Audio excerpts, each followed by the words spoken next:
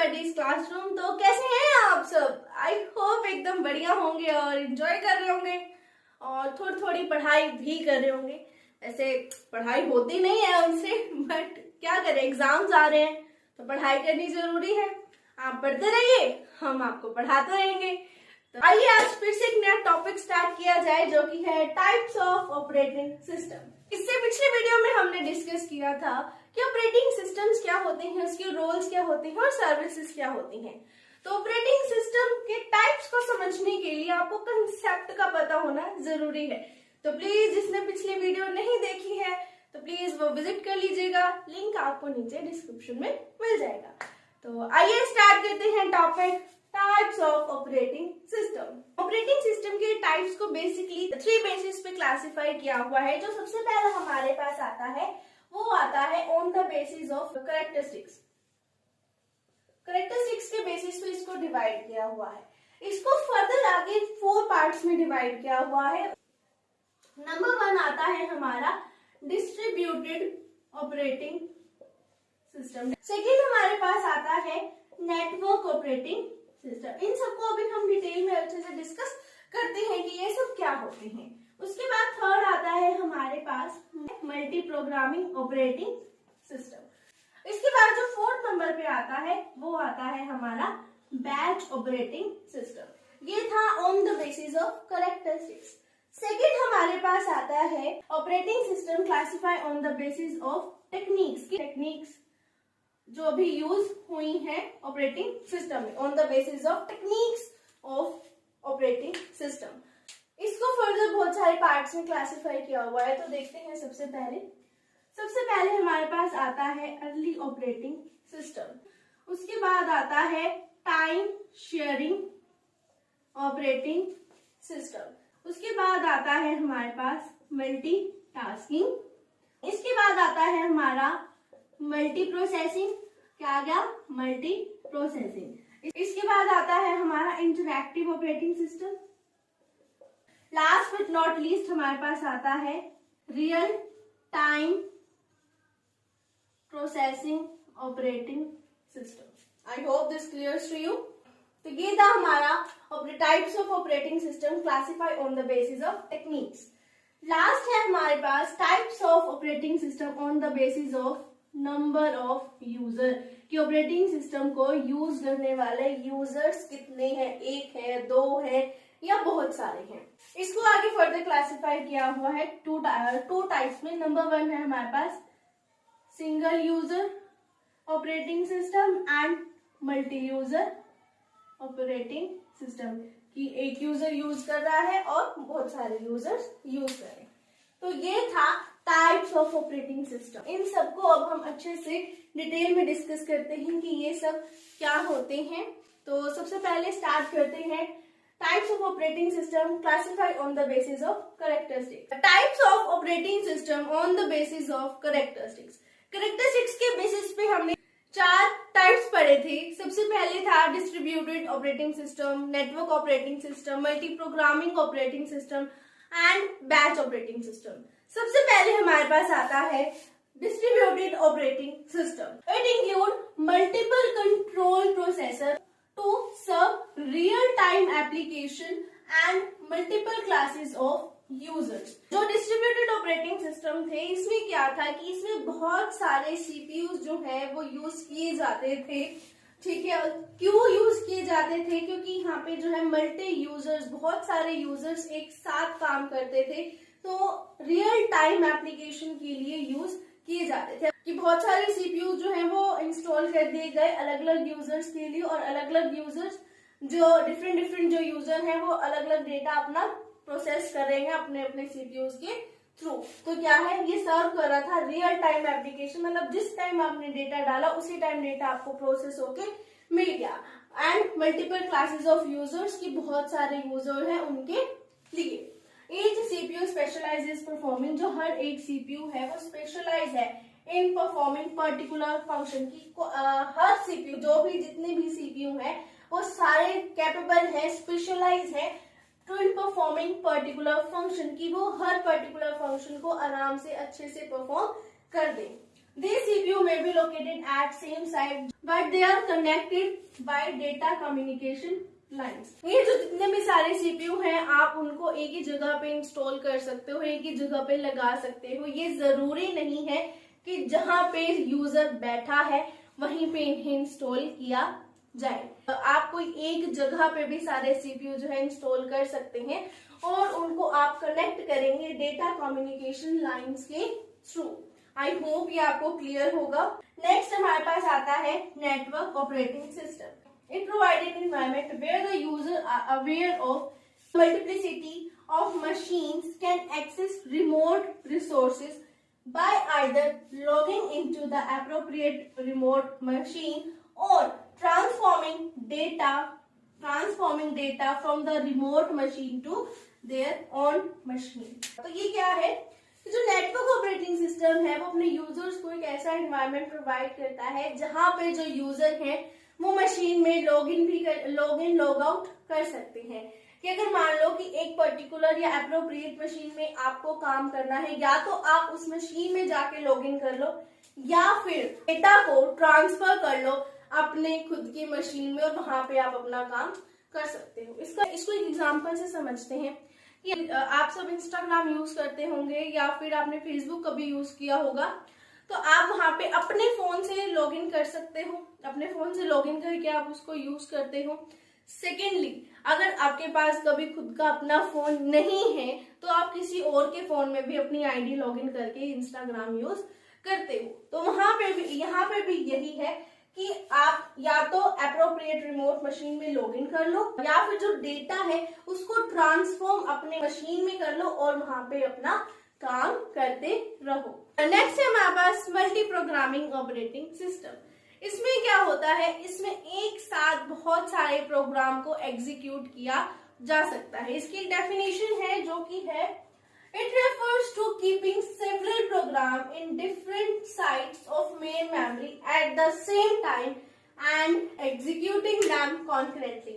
इसका मतलब ये है कि बहुत सारे सेवरल प्रोग्राम्स को एक साथ आप मेमोरी के डिफरेंट पार्ट्स में रख सकते हो एक ही टाइम पे और उनको कॉन्करेंटली एग्जीक्यूट कर सकते हो। इसका डायग्राम देखते हैं, उसके बाद डेफिनेशन अच्छे से ज्यादा समझ में आएगी। देखते हैं कि ये क्या है, डिफरेंट साइट्स है मेमोरी की। क्या है, मेमोरी के डिफरेंट स्टेजेस हैं, डिफरेंट पार्ट्स है। ठीक है, ये क्या है, प्रोग्राम्स है। जॉब 1, जॉब 2, जॉब 3, ये क्या है, सेवरल प्रोग्राम्स है। इनको हम एक ही टाइम पे डिफरेंट साइट्स ऑफ मेमोरी में क्या कर रहे हैं, रख रहे हैं और धीरे धीरे सीपीयू की हेल्प से इनको एग्जीक्यूट कर रहे हैं। कि जो ये सीपीयू है वो सबसे पहले जॉब 1 को प्रोसेस करेगा, मींस प्रोग्राम 1 को प्रोसेस करेगा और उसको एग्जीक्यूट करेगा। तब तक जॉब 2 जो है वो वेट करेगा कि कब जॉब ए खत्म हो और मेरी टर्न आए। उसके बाद जब जॉब ए कंप्लीट हो जाएगा उसके बाद बारी आएगी जॉब 2 की प्रोसेसिंग की। फिर उसके बाद जॉब 2 जो है वो प्रोसेस में जाएगा और जॉब 1 जो है अगर उसका प्रिंट आउट निकालना है, या जो इनपुट आउटपुट ऑपरेशंस परफॉर्म होने हैं, इनपुट आउटपुट ऑपरेशंस मींस कि अगर आपको प्रिंट निकालना है, स्कैन करना है या जो भी आपको करना है वो इसके बाद किया जाएगा। जॉब 1 चला जाएगा उन ऑपरेशंस के लिए और जॉब 2 जो है उसकी प्रोसेसिंग स्टार्ट हो जाएगी और जॉब 3 उसकी अपनी टर्न आने के लिए वेट करेगा। तो ये इस तरीके से काम करता है कि हमने बहुत सारे प्रोग्राम्स को जब एक साथ एग्जीक्यूट करना होता है तो हम अलग अलग प्रोग्राम्स को एक मेमोरी के डिफरेंट स्लाइसेस में रखते हैं, उनको टाइम टू टाइम धीरे धीरे प्रोसेस करके एग्जीक्यूट किया जाता है। ठीक है, अब मल्टी प्रोग्रामिंग क्यों है कि मल्टी प्रोग्रामिंग में क्या है, जो सीपीयू है वो आइडल नहीं बैठता, मींस खाली नहीं बैठता कि अगर एक जॉब उसने प्रोसेस करके आगे कि एक जो प्रोसेस हो गई है तो फिर उसी टाइम उसके बाद next second job, third job, वो लगातार जो है प्रोग्राम्स को प्रोसेस करता रहता है, एग्जीक्यूट करता रहता है। यहाँ पे सीपीयू जो है वो आइडल नहीं रहता है। जो सीपीयू है, सीपीयू एक जॉब से सेकंड जॉब में इंस्टेंटली स्विच कर जाता है जल्दी से। अगर एक जॉब की उसने एग्जीक्यूशन कर दी है तो वो सेकंड जॉब पे क्विकली जाता है और उसको प्रोसेसिंग करना स्टार्ट कर देता है। ठीक है, ये था multi programming operating system. Next है हमारे पास batch operating system. Batch operating system में क्या था कि जो भी यूजर इन ऑपरेटिंग सिस्टम्स को यूज करते थे वो डायरेक्टली इंटरेक्ट नहीं कर सकते थे ऑपरेटिंग सिस्टम के प्रोग्राम्स के साथ या कंप्यूटर सिस्टम्स के साथ। तो देखते हैं क्या था। In this each user prepare his job on the offline devices, कि इसमें क्या था, हर यूजर अपना जो जॉब है या जो अपना जो प्रोग्राम है वो प्रिपेयर करता था ऑफलाइन डिवाइसेस पे, जैसे कि पंच कार्ड। इसका एग्जांपल ऑफलाइन डिवाइस का क्या हो गया, punch card. And submit it to the operator, और जो भी उसने जॉब प्रिपेयर की है उसको वो सेंड करता था, मींस सबमिट करता था किसको, ऑपरेटर को। उसके बाद जो ऑपरेटर है वो सॉर्ट करता था उन जॉब्स को, जो भी जॉब्स उसके पास आई हैं उन जॉब्स को सॉर्ट करता था बैचेस में उनके सिमिलर रिक्वायरमेंट के अकॉर्डिंग बैच में जॉब्स को डिवाइड करता था और उन बैचेस को रन करता था कंप्यूटर पे। और रन करने के बाद जो भी आउटपुट आया है वो उस यूजर को, अप्रोप्रिएट यूजर को दोबारा भेज देता था। इसमें अगर आसान भाषा में अगर हम कहें कि जो यूजर है वो अपनी जॉब या अपना प्रोग्राम प्रिपेयर करेगा, उस प्रोग्राम को वो ऑपरेटर को सेंड करेगा, ऑपरेटर उसको बैच में सॉर्ट आउट करेगा अकॉर्डिंग टू द रिक्वायरमेंट्स, फिर उसके बाद उसको रन करेगा और उसका जो आउटपुट होगा वो यूजर को सेंड बैक करेगा। बैच ऑपरेटिंग सिस्टम की सबसे बड़ी डिसएडवांटेज ये थी कि जब तक ऑपरेटर जो है उसको सॉर्ट आउट नहीं करेगा, उसको रन नहीं करेगा, तब तक जो सीपीयू है और जो इनपुट आउटपुट डिवाइसेस हैं वो सब आइडल रहेंगे। उनके जो रिसोर्सेज है, जो सोर्सेज है, वो यूटिलाइज नहीं हो पाएंगे प्रॉपरली। तो बैच वाइज की यही डिसएडवांटेज थी, इसीलिए मल्टी प्रोग्रामिंग ऑपरेटिंग सिस्टम को बनाया गया ताकि जो सीपीयू है या जो इनपुट आउटपुट डिवाइसेस है वो प्रॉपरली यूटिलाइज किए जा सके। तो ये था हमारा बैच ऑपरेटिंग सिस्टम। इसके बाद हम आते हैं second type of operating system, classify on the basis of techniques of operating system. देखते हैं क्या है कि ऑपरेटिंग सिस्टम के जितनी भी टेक्निक है उनके बेसिस पे भी ऑपरेटिंग सिस्टम को क्लासिफाई किया गया है। उसमें सबसे पहला टाइप जो आता है वो हमारे पास आता है early operating system. Early operating system को सीरियल प्रोसेसिंग ऑपरेटिंग सिस्टम भी कहते हैं। जैसे कि हमें नाम से समझ में आ रहा है कि serial processing means serial wise, जैसे कि एक खत्म होगा तो दूसरा आएगा, दूसरा खत्म होगा तो तीसरा आएगा। तो इसको देखते हैं। In serial processing operating system, only one job resides in computer memory and it remains there till it is executed. छोटी सी लाइन में बहुत बड़ी बात बोली गई कि सीरियल प्रोसेसिंग ऑपरेटिंग सिस्टम में क्या है, जो एक ही job, only one job resides in computer memory, कि एक ही जॉब एक ही टाइम पे कंप्यूटर मेमोरी में रहेगी, तब तक रहेगी कि जब तक वो पूरी तरीके से एग्जीक्यूट नहीं हो जाती। हमने मल्टी प्रोग्रामिंग में अभी तक पढ़ा था कि सीपीयू जो है काफी सारी जॉब्स एक साथ परफॉर्म करता है। एक जॉब की प्रोसेसिंग होने के बाद वो उस जॉब को इनपुट आउटपुट डिवाइसेस को देता है फर्दर एग्जीक्यूशन के लिए, ठीक है। और जब तक एग्जीक्यूशन हो रहा है तब तक सीपीयू जॉब 2 परफॉर्म करता है।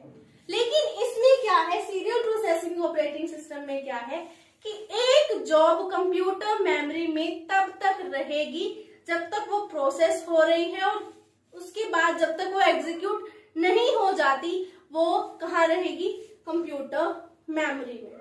अब क्या इसमें सबसे बड़ी डिसएडवांटेज फिर वही थी कि जो सीपीयू है या जो मेमोरी है या इनपुट आउटपुट डिवाइसेस हैं वो बहुत ज्यादा टाइम तक आइडल रहेंगे, खाली रहेंगे, क्योंकि इनपुट आउटपुट डिवाइसेस की स्पीड सीपीयू की काम करने की स्पीड से कम है। सेकंड आता है हमारे पास टाइम शेयरिंग ऑपरेटिंग सिस्टम।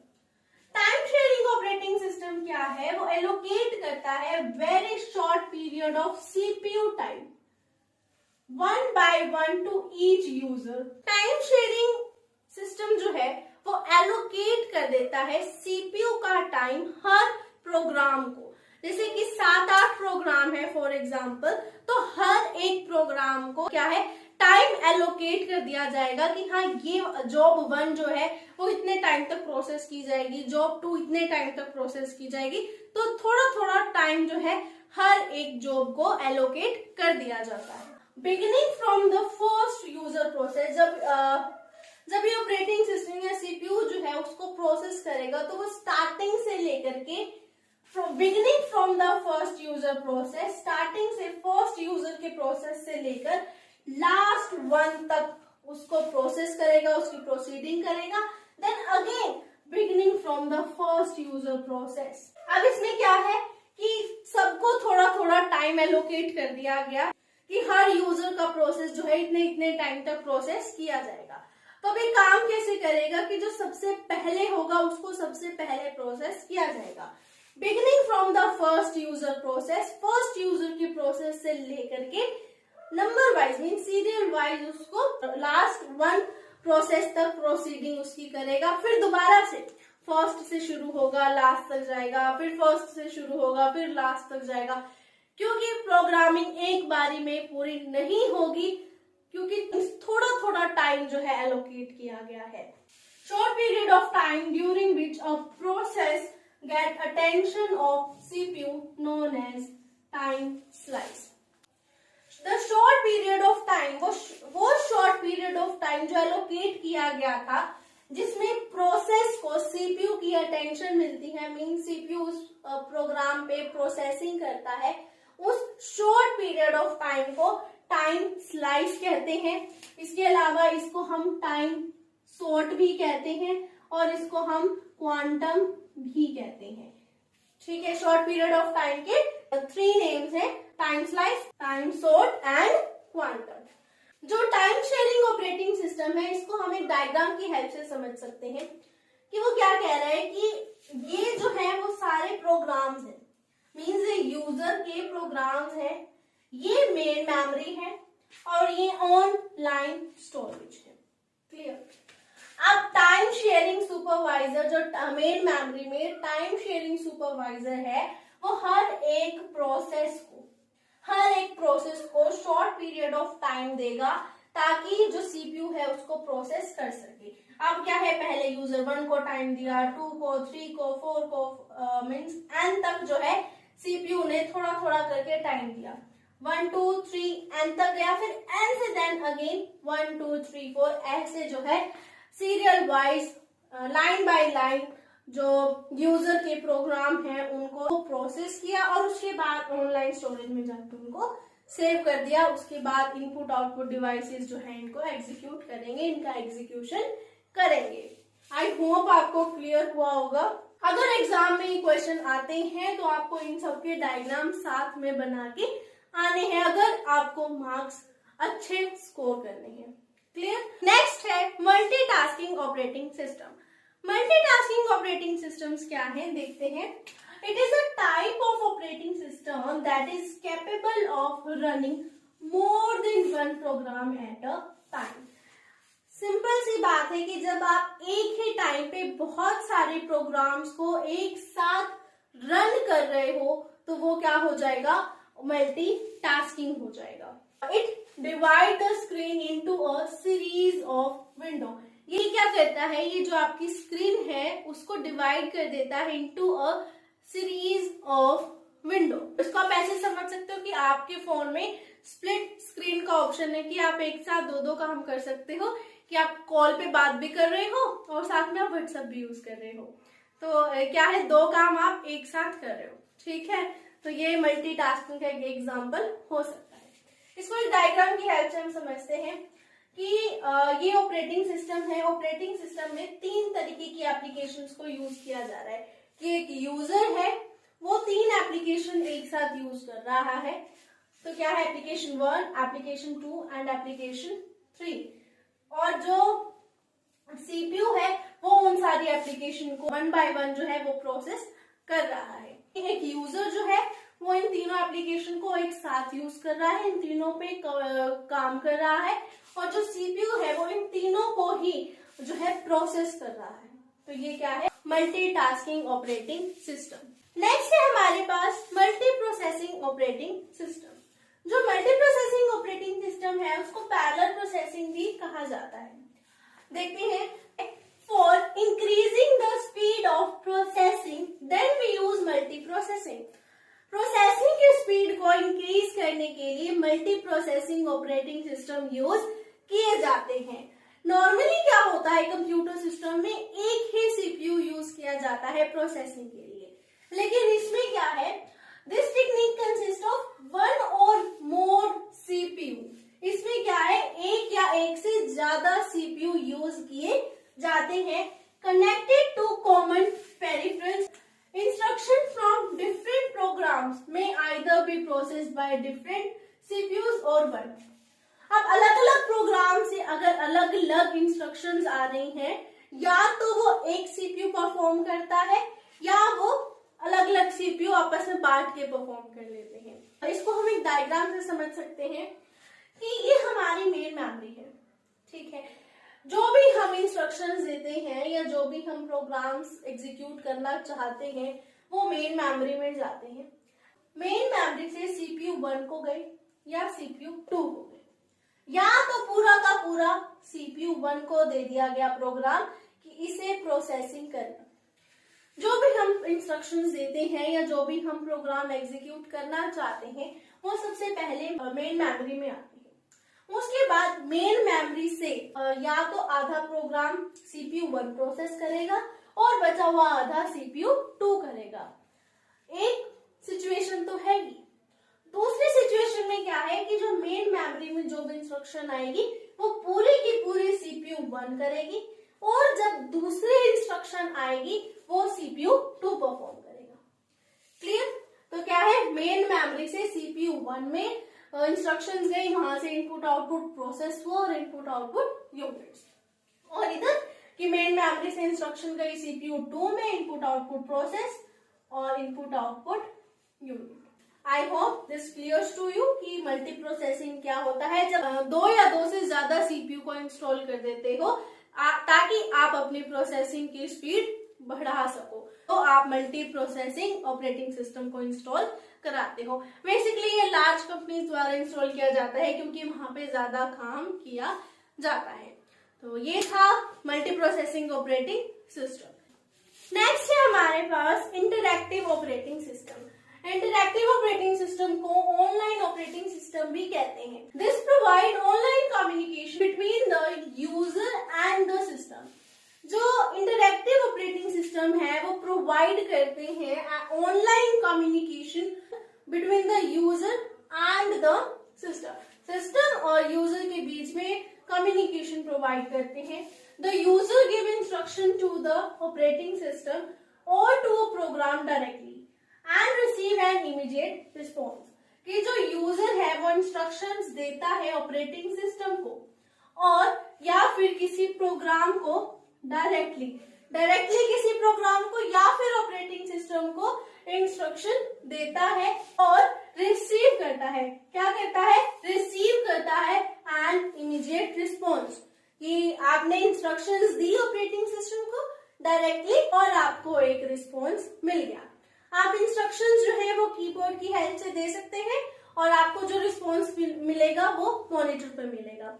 तो ये क्या हो गया? इंटरएक्टिव या फिर ऑनलाइन ऑपरेटिंग सिस्टम। नेक्स्ट है हमारे पास real time processing operating system. इसमें क्या होता है? Response time is already fixed. कि रिस्पॉन्स टाइम जो है ऑलरेडी फिक्स है। जो आउटपुट देने का टाइम है कि इस टाइम पे ही आपको आउटपुट दिया जाएगा वो पहले से ही फिक्स्ड होता है। Means that the time to display the result after processing is fixed by the processor or CPU. कि जिस टाइम पे आपको रिजल्ट डिस्प्ले करना है प्रोसेसिंग के बाद वो टाइम या तो प्रोसेसर ने या सीपीयू ने पहले से ही फिक्स कर लिया कि ये वाला डेटा प्रोसेस हो चुका है या इस वाले डेटा का हमें रिजल्ट शो करना है, तो किस टाइम शो करना है वो टाइम पहले से ही प्रोसेसर ने और सीपीयू ने क्या है फिक्स कर लिया है। तो क्या है real time processing operating system. ये जो अभी हमने 6 पॉइंट्स पढ़े हैं वो थे types of operating system on the basis of techniques of operating system.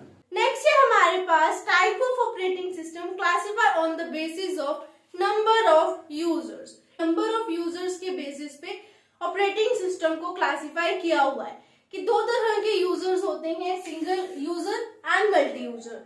तो सबसे पहले हमारे पास आता है सिंगल यूजर ऑपरेटिंग सिस्टम।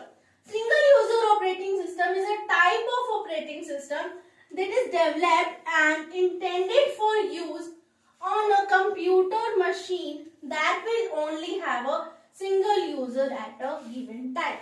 कि सिंगल यूजर ऑपरेटिंग सिस्टम वो ऑपरेटिंग सिस्टम होते हैं जो डेवलप किए गए या फिर इनको यूज किया जाता है ऑन अ कंप्यूटर, उन कंप्यूटर्स पे जहां पे सिर्फ एक सिंगल यूजर है एक गिवन टाइम पे। कि एक टाइम पे एक सिंगल यूजर ही इन मशीन्स पे काम कर सकता है, इन ऑपरेटिंग सिस्टम पे काम कर सकता है। ये सिंगल यूजर ऑपरेटिंग सिस्टम इस तरीके से बनाए गए हैं। सेकंड हमारे पास आता है multi user operating system. Multi user operating system is a computer operating system that allows multiple user on a different computer to access a single system with one operating system on it. ये क्या कह रहा है कि multi user operating system वो computer operating system होते हैं जो अलाउ करते हैं कि multiple user on different computer, different computers के जो मल्टीपल यूजर हैं वो एक्सेस कर सकते हैं एक single system with one operating system on it. इसको एक डायग्राम से समझते हैं। मान लीजिए कि ये आपका ऑपरेटिंग सिस्टम है, ये सारे डिफरेंट कंप्यूटर्स हैं और इन डिफरेंट कंप्यूटर्स पे मल्टीपल यूजर काम कर रहे हैं। इसको मान लीजिए डिफरेंट कंप्यूटर्स एंड जो उनके मल्टीपल यूजर्स हैं। ठीक है, तो क्या है मल्टी यूजर ऑपरेटिंग सिस्टम क्या है?